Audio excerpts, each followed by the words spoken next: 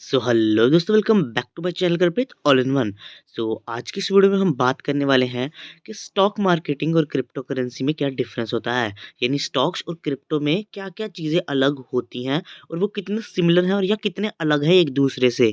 तो सबसे पहले अगर बात करें स्टॉक्स की और क्रिप्टो की, तो उनको खरीदने के लिए आपको उनकी एक मार्केट में जाना पड़ता है। जैसे आपको स्टॉक्स खरीदने हैं तो आपको स्टॉक मार्केटिंग में जाना होगा, क्रिप्टो खरीदने हैं तो क्रिप्टो मार्केटिंग में। ये वैसे ही है कि अगर वेजिटेबल लेना है तो वेजिटेबल मार्केट जाना होगा वगैरह वगैरह। तो ऐसे करके इनके अलग अलग मार्केट्स बने होते हैं। अब बात करते हैं इनको खरीदना कैसे है, तो उनके लिए एक्सचेंज होते हैं। जैसे अगर आपने एनएससी या बीएससी के बारे में सुना है, यानी नेशनल स्टॉक एक्सचेंज या फिर बॉम्बे स्टॉक एक्सचेंज, तो आपको एक्सचेंज करनी होती है कोई वैल्यू। वैसे ही क्रिप्टो मार्केट में भी क्रिप्टो एक्सचेंज चलता है, एंड जहाँ पर वो स्टोर होते हैं उनको क्रिप्टो वॉलेट कहते हैं। सो अब बात कर लेते हैं कुछ मेन पॉइंट्स के बारे में। तो कई लोगों को लगता है कि स्टॉक्स में जो है वो ईज़िली मैनिपुलेशन नहीं की जा सकती। मान लीजिए बहुत बड़ी कंपनी है, उसमें आप कितनी वैल्यू डालेंगे तो उस हिसाब से आपको पूरी शेयर मार्केट मूव करनी होगी, जो कि इतना करना ईज़ी नहीं है। बट वहीं क्रिप्टो की जो है वैल्यू जो है वो ऊपर-नीचे होती रहती है। मैं मानता हूँ शेयर्स की भी होती है, बट उसपे वैल्यूज़ पे डिपेंड करता है।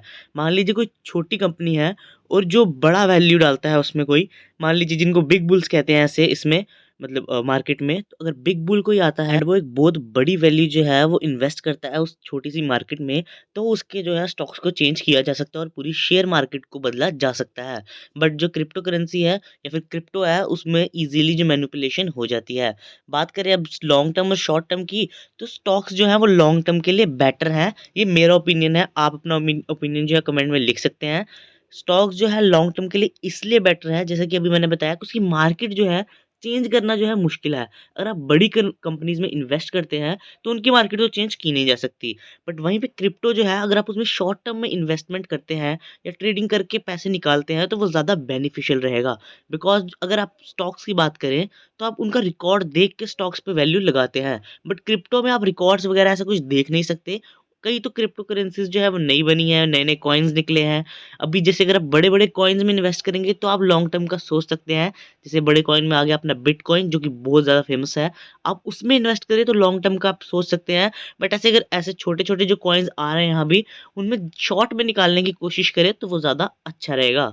अब बात करते हैं लास्ट पॉइंट के बारे में, जैसे इनके चलने का तरीका है, जो कि मैं आपको ऑलरेडी स्टॉक मार्केट की वीडियो में भी बताया है और शेयर मार्केट की वीडियो में भी बताया है। अगर आपने वो वीडियो नहीं देखी तो आप डिस्क्रिप्शन चेक कर सकते हैं, उसमें आपको लिंक मिल जाएगा।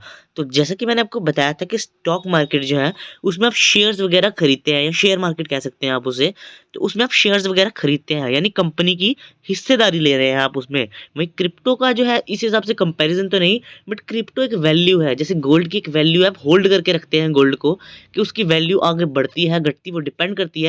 वैसे ही क्रिप्टो की कॉइन्स की जो है एक वैल्यू है, वो ऐसे सप्लाई में नहीं आते जैसे करेंसीज आती हैं। वो डिजिटल वैल्यू है कि वो बढ़ भी सकती है और घट भी सकती है। तो वो डिपेंड करता है बिल्कुल। पर वहीं पे अगर कंपनीज़ की बात करें, कंपनी में अगर आपने अच्छे तरीके से आपने रिकॉर्ड्स वगैरह देखे हैं, आप उसकी एक हिस्सेदारी ले रहे हैं कंपनी की शेयर्स में, तो उस हिसाब से जो है आपको फ़ायदा ज़्यादा हो सकता है एज़ कम्पेयर टू क्रिप्टो। सो इसी इन्फो के साथ आज की वीडियो को यही ओवर करते हैं। तो आज की वीडियो में इतना ही, मिलेंगे अपनी अगली वीडियो में, तब तक के लिए सी यू, पीस आउट।